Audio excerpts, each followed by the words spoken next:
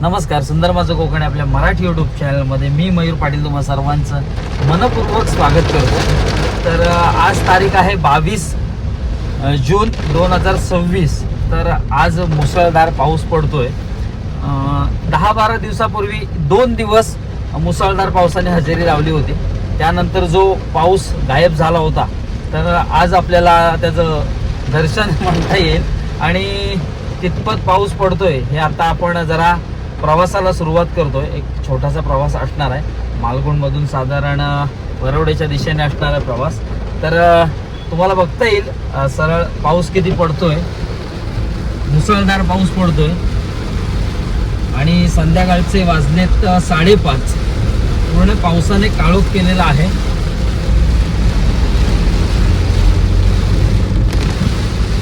ज्या पावसाची सगळेजण अगदी आतुरतेने वाट पाहत होते, फायनली पावसाला सुरुवात झालेली आहे, पावसाचं आगमन झालेलं आहे। कसं होतं की जेव्हा पाऊस सुरू होतो जून महिन्याच्या सुरुवातीला पहिल्या आठवड्यात, तर शेतीच्या कामांना कुठेतरी वेग येतो। पण आता झालं कसं, 2 दिवस मुसळधार पाऊस पडला, त्यानंतर जो गायब झाला, त्यामुळे झालं कसं की थोडासा शेतकरी देखील चिंतेत पडला की आता शेतीचं वगैरे कसं होणार। पण असो, पावसाला पुन्हा एकदा सुरुवात झालेली आहे। एवढा पाऊस पडतोय की पुढचं काही दिसत नाहीये। मालगुणच्या दिशेने आता आपण पुढे चाललोय।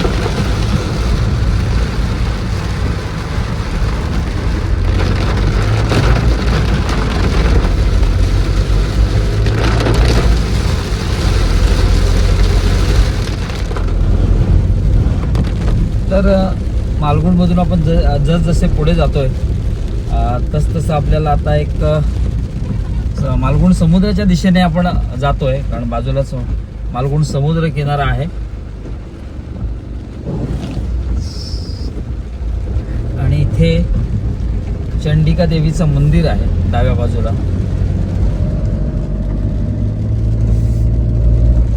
आणि मागच्याच बाजूला मालगुण समुद्र किनारा, विस्तीर्ण पसरलेला मालगुण समुद्र किनारा।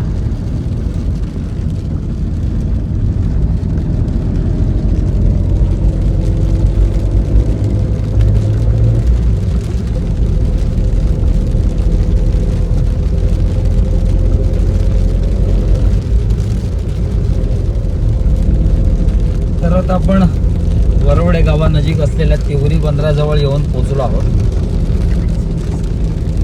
डाव्या बाजूला तिवरी बंदर आहे।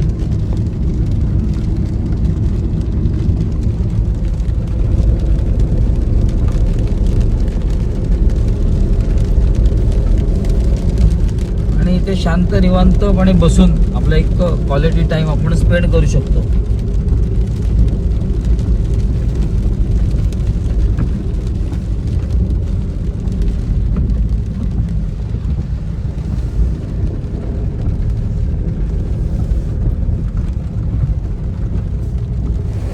तर आता आपण तिवरी बंदराजवळ येऊन पोचलो आहोत। आणि हे तिवरी बंदर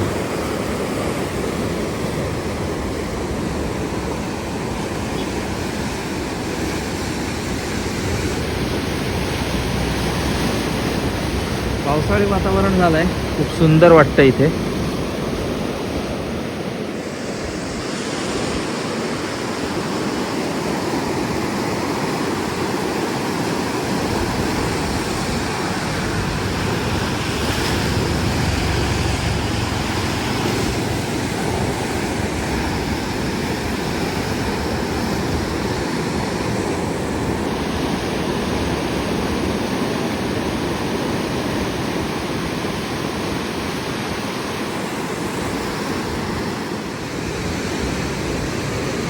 तर हे तिवरी बंदर आहे।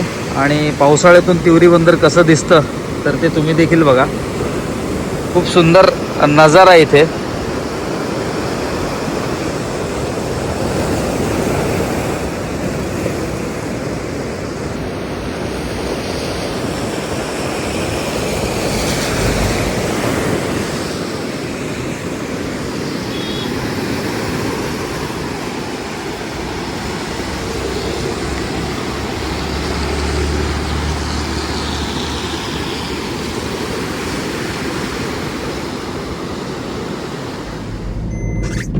तर तिवरी बंदरहून आता आपण निघालोय. तर संपूर्ण असा व्ह्यू आहे, छान व्ह्यू झालाय, पावसाळी वातावरण आणि त्यात असणारा हा एक निसर्ग सुंदर नजारा, खूप सुंदर.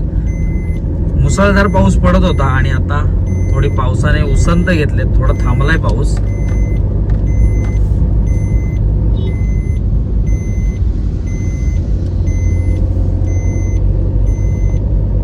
आताच आपण तिवरी बंदरच्या इथे गेलो होतो, मालवण मधून तिवरी बंदराच्या इथे, म्हणजे साधारण 5 किलोमीटर अंतर आहे. तर मुसळधार पावसाने हजेरी लावली होती. छानपैकी पावसातून प्रवास आपण केला. पावसातून प्रवास करताना खूप मजा येते आणि एक वेगळे नजारे झालेले असतात ना, एक वातावरण देखील खूप छान झालेलं असतं. खरंच पाहताना मन अगदी प्रसन्न होतं. तर आताच आपण गेलो होतो तिवरी बंदराच्या इथे, थोडंसं तिथे विसावलो होतो आणि तिथलं मग चित्रीकरण देखील केलं.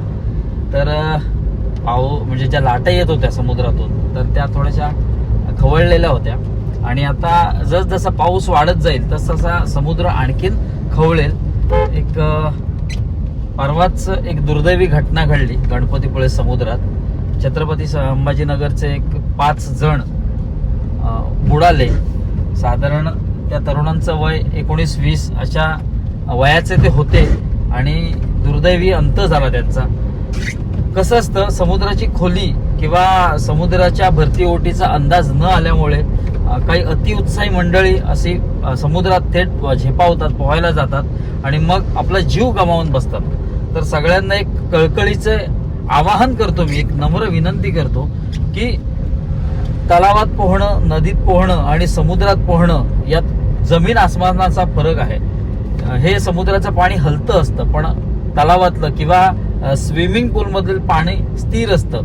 त्यामुळे समुद्रातल्या पाण्याचा अंदाज येणे खूप कठीण असतं. त्यामुळे इतरत्र तुम्ही जर पर्यटन करत असाल तर माहिती घ्या आणि मगच समुद्रात जा. आता शक्यतो पावसाळ्यात समुद्रात जाऊच नका, कारण समुद्राचं पाणी पूर्णपणे खवळलेलं असतं आणि मग आपल्याला अंदाज येत नाही, मग दुर्दैवी घटनेला आपल्याला सामोरं जावं लागतं. असू दे. तर अशा या वाईट घटनांचा खरंच आपल्याला एक मनापासून वाईट वाटतं की अशा गोष्टी घडू नयेत. ज्यांनी खरोखर जग देखील पाहिलेलं नसतं आणि त्यांना मृत्यूला सामोरं जावं लागतं, ही खरंच दुर्दैवी घटना आहे. तर त्यांच्या आत्म्याला शांती लाभो हीच मनापासून इच्छा. आणि हे सगळं पावसाळी वातावरण निहाळता एक मनाला एक वेगळी शांतता लाभते आणि ती देखील शांततेचा अनुभव घेण्यासाठी तुम्ही देखील नक्कीच पावसातून भ्रमंती करा, जेणेकरून तुम्ही देखील एक तुमचा मूड फ्रेश होईल. तर चला आता व्हिडिओमध्ये तात्पुरता निरोप घेतो. भेटूया का नवीन व्हिडिओत एक नवीन काहीतरी घेऊन. तोपर्यंत काळजी घ्या.